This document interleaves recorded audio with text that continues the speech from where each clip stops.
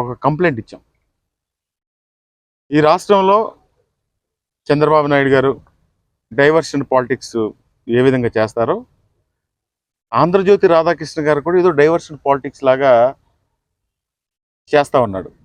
అంటే ఈ రాష్ట్రంలో వాళ్ళు దోచుకోవాలి, ఆ దోచుకోవడానికి అనుగుణంగా రిసోర్సెస్ ఏర్పాటు చేసుకోవాలి. దానికి సంబంధించి 29 ఊళ్ళల్లో అమరావతి రాజధానిగా నిర్మితం చేస్తామని చెప్తా ఉన్నారు. కానీ జగన్మోహన్ రెడ్డి గారు ఏమన్నారో ఒకసారి రాధాకృష్ణ గారు సరిగ్గా ఇంటే అర్థమవుతుంది. Port city Machilipatnam, port city నుంచి గుంటూరు వరకు 110 కిలోమీటర్ల వరకు ఒక క్యారిడార్ని నిర్మించి ఈ ప్రాంతం అంతా కూడా ఆల్రెడీ అభివృద్ధి చెందింది. మీరు రైల్వే స్టేషన్ కట్టాల్సిన అవసరం లేదు, ఎయిర్పోర్ట్ కట్టాల్సిన అవసరం లేదు, 1,00,000 కోట్లు అప్పులు చేయాల్సిన అవసరం లేదు, మీరు ఎందుకు విమానాశ్రయం కట్టాల్సిన అవసరం లేదని చెప్పి, ఎందుకు మీరు ఈ అవినీతి చేసే కార్యక్రమాన్ని చేస్తా ఉన్నారని చెప్పి జగన్మోహన్ రెడ్డి గారు ఈ విధంగా సలహా ఇచ్చారు ప్రతిపక్ష నాయకుడిగా. ఆయన ఏమి వేరే పేర్లు ఏమి పెట్టమల్లా, కుమార్ రాజా అని పెట్టమల్లా, లేకపోతే చంద్రబాబు నాయుడుని పెట్టమల్లా, లేకపోతే ఇంకోటి అని పెట్టండో, లేకపోతే జగన్మోహన్ రెడ్డి గారు పేరు పెట్టుకోమని పెట్టమల్లా. మీరు కావాలంటే కుమార్ రాజా పేరు పెట్టుకోండి, అలాగే చంద్రబాబు పేరు పెట్టుకోండి, కానీ ఈ క్యారిడార్ని డెవలప్ చేయండి. క్యారిడార్ని డెవలప్ చేసి ఈ డెవలప్ అయిన ప్రాంతాన్ని అంతా కూడా మీరు చేస్తే ఈ 1,00,000 కోట్లు అప్పు అవ్వదు. అంటే 1,00,000 కోట్లు అప్పు చేయకపోతే మా జేబులు నిండమని చెప్పి చంద్రబాబు నాయుడు గారి ఉద్దేశం. అదేవిధంగా రాధాకృష్ణ గారి ఉద్దేశం. ఆ ఉద్దేశం ప్రకారం మహిళల్ని కించపరిచి చెల్లి, తల్లి, భార్యకి తేడా లేకుండా ఆయన మాట్లాడడం చాలా బాధాకరంగా ఉంది. రాష్ట్ర ప్రజలందరూ కూడా చూస్తూ ఉన్నారు. మహిళామ తల్లుల్ని ఎలక్షన్ ముందు ఏం చెప్పారు? ఉద్ధరిస్తామని చెప్పారు. మహిళామ తల్లుల్ని మహారాణుల్ని చేస్తామని చెప్పారు. చేసి ఆశ పెట్టి ఈరోజు ఈ విధంగా మహిళామ తల్లుల్ని అసలు ఆ మాటలు ఉచ్చరించడానికే చాలా బాధాకరంగా ఉందని చెప్పి కూడా ఈ సందర్భంగా తెలియజేసుకుంటూ, మేము ఈరోజు ఒక కంప్లైంట్ ఇచ్చాము. రాధాకృష్ణ మీద వెంటనే కూడా కేసు రిజిస్టర్ చేసి ఆయన్ని అరెస్ట్ చేయాలని చెప్పి వైఎస్ఆర్ కాంగ్రెస్ పార్టీ తరఫున, మహిళామ తల్లుల తరఫున వైఎస్ఆర్ కాంగ్రెస్ పార్టీ ఈరోజు వెళ్ళి ఒక కంప్లైంట్ ఇచ్చాం. ఎస్ఐ గారికి చెప్పి అది రిజిస్టర్ చేయమని అడిగాం. ఆయన పై అధికారులతో చర్చించి రిజిస్టర్ చేస్తామని చెప్పారు. తప్పకుండా కూడా వాళ్ళు రిజిస్టర్ చేసి దర్యాప్తు చేస్తారని చెప్పి మాకు ఒక నమ్మకం ఉంది. అదే ఈ నియోజకవర్గంలో గత 15 రోజులు 20 రోజుల నుంచి ఒక సంఘటన జరుగుతూ ఉంది. ఈ సంఘటన గురించి నేను ఈ ముఖ్యంగా పామరు నియోజకవర్గ ప్రజలకి నేను జవాబుదారిని కాబట్టి నేను చెప్పాల్సిన అవసరం ఉంది. ఒక సమస్యలో తీసుకొచ్చి తన్ని ఒక అమ్మాయిని సుప్రియాని అరెస్ట్ చేశారు. అదంతా కూడా మీ అందరికీ తెలుసు. ఆ రోజు 307 కేసు పెట్టి సుప్రియాని అరెస్ట్ చేస్తే వారం రోజులకి మేము న్యాయపరంగా పోరాటం చేసాం. బెయిల్ వచ్చింది. బెయిల్ వచ్చిన తర్వాత మా నాయకుడు జగన్మోహన్ రెడ్డి గారిని తీసుకెళ్ళి ఆయన తప్పకుండా కూడా మనం ఫైట్ చేద్దాం, దానికి సంబంధించిన అన్ని ఫోరంలో కూడా ఫిర్యాదు చేద్దామని చెప్పి జగన్మోహన్ రెడ్డి గారు భరోసా ఇచ్చారు. కార్యకర్తలకు ఏమి జరిగినా నువ్వు ముందు నిలబడాలి, అదేవిధంగా వైఎస్ఆర్ కాంగ్రెస్ పార్టీ ఎప్పుడు అండగా ఉంటుందని చెప్పి భరోసా ఇచ్చారు. దాన్ని చిలవల పలవలుగా చేసి ఈరోజు అదే తెలుగుదేశం వాళ్ళు రకరకాలుగా మాట్లాడుతున్నారు. ఆ పిచ్చోళ్ళ గురించి నేను మాట్లాడాల్సిన అవసరం లేదు. కానీ ఇక్కడ శాసనసభ్యుడు ఏం చేస్తా ఉన్నాడంటే అధికారులను బలి చేస్తా ఉన్నాడు.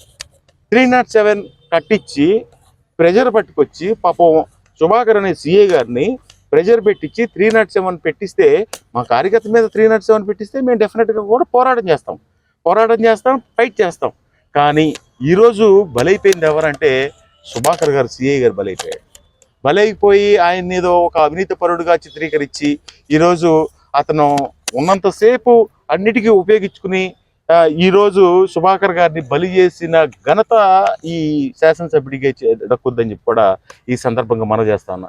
కనీసం అతని పట్ల అతనికి కనీసం ఇంత కట్సి కూడా లేదు. 2 సంవత్సరాలు శాసనసభ్యుడిగా ఉండి ఆ సిఏ గారిని ఉపయోగించుకుని అన్ని పనులు బలవంతంగా ఒత్తిడి చేసి ఆయనతో చేసి ఈరోజు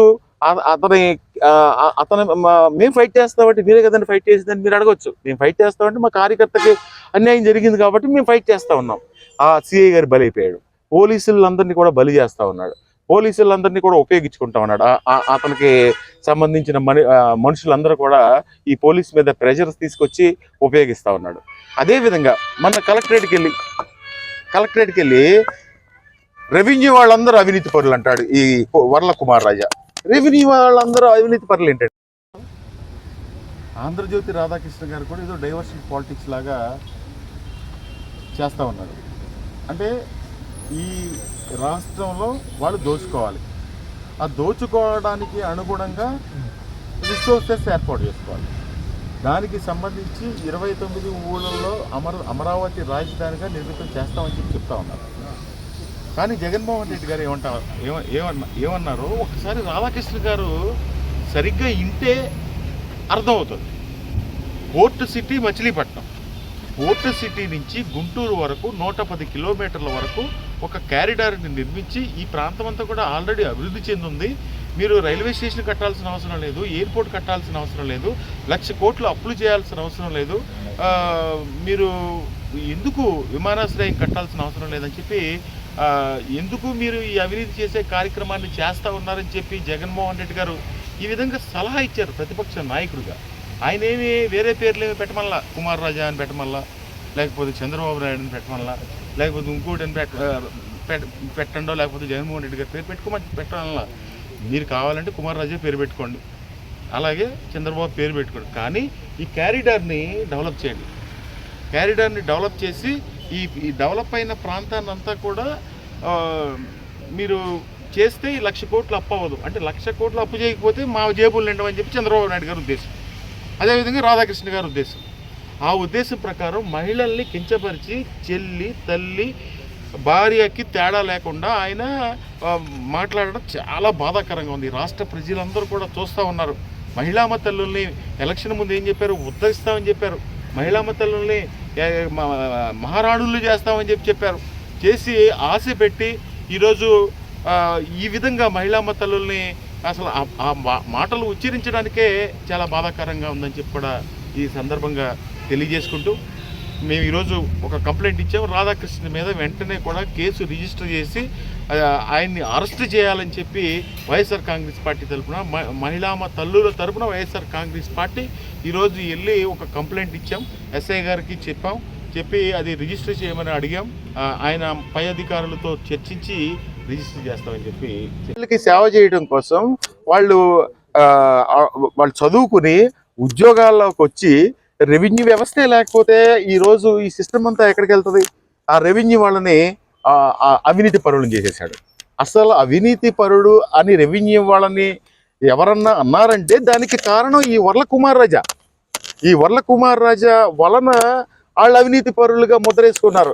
ఇతను రోజు 500 లారీలు అమ్ముతాడు. ఆ రెవెన్యూ వాళ్ళు కళ్ళు మూసుకొని చూస్తారు. ఆ లారీలు వెళ్తుంటే ఆ రెవెన్యూ వాళ్ళే అవినీతి చేస్తున్నారని చెప్పి అందరూ భావించి వాళ్ళు అంటున్నారు.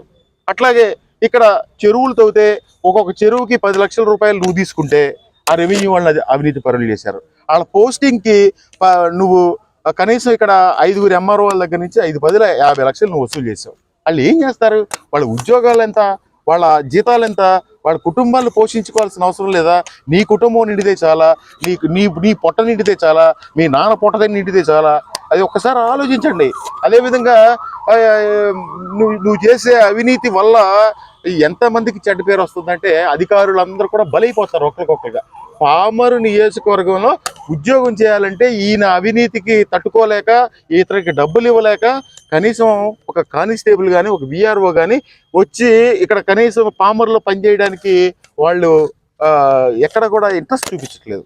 అదేవిధంగా కృష్ణా జిల్లాలో పై అధికారులు కూడా వీళ్ళు తెలుగుదేశం పార్టీని ఉపయోగించి ఎస్పీ గారు కూడా చెడ్డ పేరు చేస్తూ ఉన్నారు. ఈ డిఎస్పీ గారికి చెడ్డ పేరు చేస్తూ ఉన్నారు. శుభాకర్ గారిని బలి చేశారు. ఇక్కడ అందరూ కూడా ఇక్కడ పనిచేయడానికి ఎవరు సిద్ధంగా లేరు.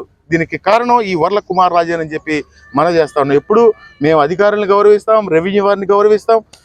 ఇప్పుడు రేపొద్దున ఇంకొక కొత్త టైప్ తీసుకొచ్చారు, మట్టి దవ్వుతాకి. పూర్తిగా మట్టి విచ్చలవిడిగా అమ్మేస్తా ఉన్నారు. రెవెన్యూ వాళ్ళు పట్టుకోవడానికి ధైర్యం లేదు. మీరు వెళ్ళి ఎవరిని ప్రశ్నిస్తారండి? మీ మీడియా సోదరులు వెళ్ళి ఎవరు ప్రశ్నిస్తారు? కుమార్ రాజాని అడుగుతారు మీరు? మీరు అడుగుతారా కుమార్ రాజా దగ్గరికి వెళ్ళి, ఏంటండి మట్టి వెళ్ళిపోతుంది, ఏంటి ఇసుక దోశ చేసుకుంటున్నావు, ఇవన్నీ కూడా మీరు ఎవరన్నా కానీ మీడియా మిత్రులు అడుగుతారా? మీరు వెళ్ళి ఎంఆర్ఓ గారిని అడుగుతారు, మీరు ఎంఆర్ఓ గారి మీద రాస్తారు, వాళ్ళు అన్యాయం అయిపోతారు కదండి. ఒక్కసారి మీరు కూడా ఆలోచించండి, ప్రశ్నించండి. నేను రోజు ప్రశ్నిస్తా, నేను రోజు అదే పని నాకు. ఎక్కడ అన్యాయం జరిగితే నేను అక్కడికి వెళ్ళి ప్రశ్నించే కార్యక్రమే ఈ కళ్యాణ్ కుమార్. అంతే తప్ప నాకు అధికారుల పట్ల ఎటువంటి ఇది లేదు. సుభాకర్ గారి విషయంలో మాత్రం మాకు చాలా బాధాకరంగా ఉందని చెప్పి ఈ సందర్భంగా తెలియజేస్తాను. దారుణంగా మాట్లాడారంటే, ఏదో బ్రాండ్లు మార్చేశారు, ఇది జగన్ గారి బ్రాండు, అది ఇది అని చెప్పి చాలా దారుణంగా మద్యం విషయంలో మాట్లాడితే, మన నియోజకవర్గంలోనే ఒక బీర్ బాటిల్ వెళ్ళి ఒక యువకుడు కొంటే, ఆ 3 బీర్ బాటిల్ కొంటే ఒక బీర్ బాటిల్లో ఏదో ఒక చనిపోయిన జంతు కళేబరం కనిపించింది. అంటే ఇది ఇక్కడ కుమార్ రాజా ఇండస్ట్రీలో తయారు చేశారా, లేకపోతే ఇంకెక్కడ తయారు చేశారు ఈ మందు అనేది ఒక్కసారి.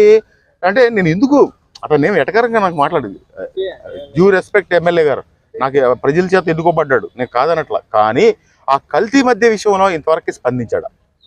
కనీసం కంప్లైంట్ చేసి మీ వార్తాపత్రికల్లో వస్తే కనీసం పోలీసులన్నా స్పందించారా, ఎక్కడన్నా పట్టించుకున్నారా? అది లేదు. అదేవిధంగా ఈరోజు రాధాకృష్ణ విషయంలో కూడా ఇక్కడ ఎమ్మెల్యే కానీ ఇక్కడ ఎంపీ గారు కానీ కనీసం ఈ విధంగా జరిగిందని ప్రజల చేత మీరు ఎన్నుకోబడ్డారే, ఎప్పుడన్నా ఒక స్టేట్మెంట్ ఇచ్చారా? ఇక్కడ ఎమ్మెల్యే గారు కానీ ఇక్కడ ప్రజలతో ఎన్నుకోబడిన ఎంపీ గారు కానీ. కానీ మీకు ప్రజలంటే మహిళలంటే ఎవరన్నా కానీ మీకు ఏమీ పట్టదు, మీరు పైగా అధికారులను బలి చేస్తారు. అదేవిధంగా ఈ కల్తీ మద్యం మీద మేము 2-3 రోజుల్లో ఒక పెద్ద ఎత్తున మొవ్వా ఎక్సైజ్ ఆఫీసుని ముట్టడించిపోతా ఉన్నాం.